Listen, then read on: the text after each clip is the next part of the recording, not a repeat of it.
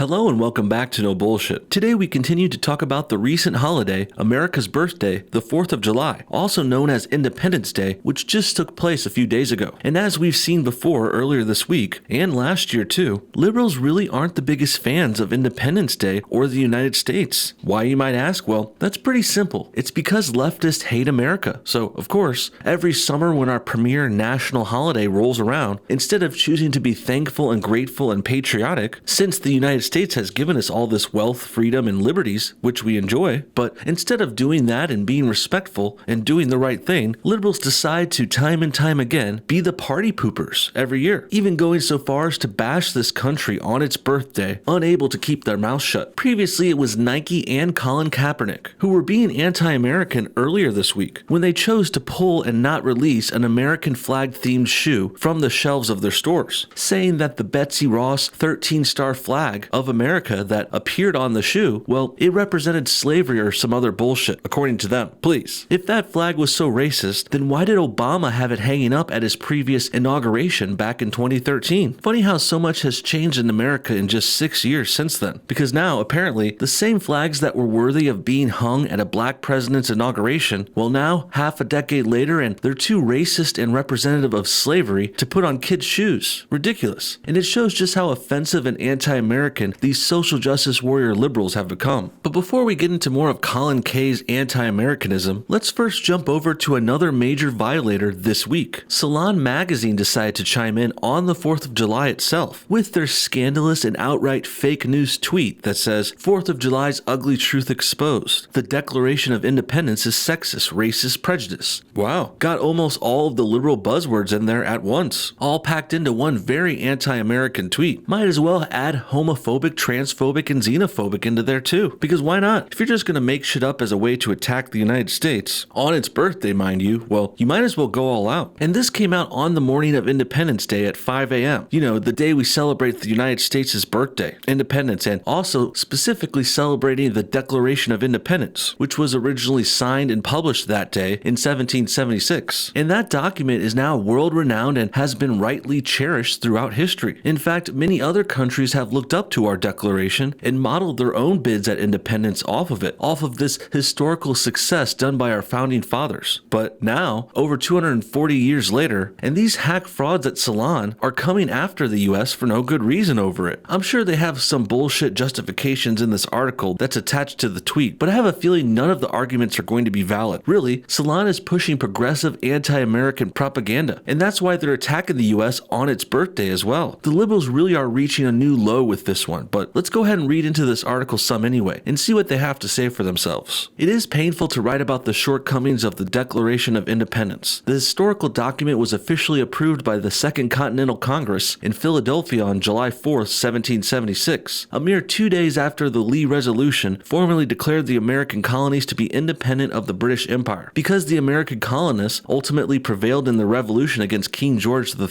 the document has been immortalized as one of the opening salvos in the ongoing fight for human freedom that continues to this very day. Without this seminal text, every social justice movement that has followed would have never come to pass. Yet, despite its overwhelmingly positive impact on history, the Declaration of Independence was also a product of its time and bears some of the shortcomings of its era, including sexism, racism, and prejudice against Native Americans. Here is a look at the events leading up to the creation of that document, as well as involved in its actual signing, which one must inspect for a more rounded look at this period in history. Well, I think I would rather call what you're doing revisionist history, because you are reframing the events of the past, looking at them through modern SJW goggles. No one in the last 200 years or so would have interpreted it this way with such a bullshit premise, but we can now thank modern current year liberals for constantly surprising us with their stupidity. Salon gives a pretty decent and honest introduction here too, citing the gravity and importance of the Declaration of Independence, right before they quickly pivot to start bashing it. And before we even get into their specific complaints, I could see this comment about the Declaration excluding Native Americans as troubling already. First of all, they were called Indians at the time and for generations after. And back then, American settlers were often warring with the natives in some battles and conflicts that got very bloody. Some were peaceful, and in some places we all got along too, but my point is, why would the founding fathers of America include outsiders in their declaration anyway? I'm sure if Indians really wanted to assimilate and become productive parts of American cities and society, no one in our country would have stopped them. But the idea that the Declaration should include foreign, external groups of people who often hate and attack us, well, that's pretty absurd. And if the other reasons for bashing America and the Declaration here are half as stupid as this, then I think we'll quickly see how dumb and frittata this whole Salon premise really is. Number 1, it did not condemn slavery. In the original list of grievances against King George III, future President Thomas Jefferson, who co-authored the document along with future President John Adams, as well as Benjamin Franklin, Robert Livingston, and Roger Sherman, wrote that he has waged war against human nature itself, violating its most sacred rights of life and liberty in the persons of a distant people who never offended him, captivating and carrying them into slavery in another hemisphere, or to incur miserable death in their transportation